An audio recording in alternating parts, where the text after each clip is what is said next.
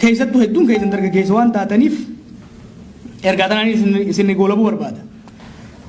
Abboonni keenya akka maleenu Oromoo fi Oromiyaa Oromummaa teenye du'arraa oolchanii jiran.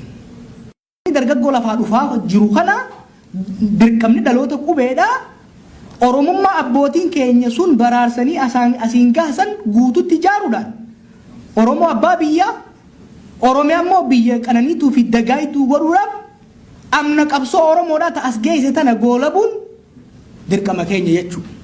Kana goolabuudhaaf immoo beekumsa ni qabna, dandeettii ni qabna, haqa qabna. Yoo nuti tattaaffanne Rabbis nu gargaara. Ana akka nama tokkootti beekumsa qabuu fi dandeettiin qabuun isin dura isin wajjin deemuudhaaf qophiidha jechuudha.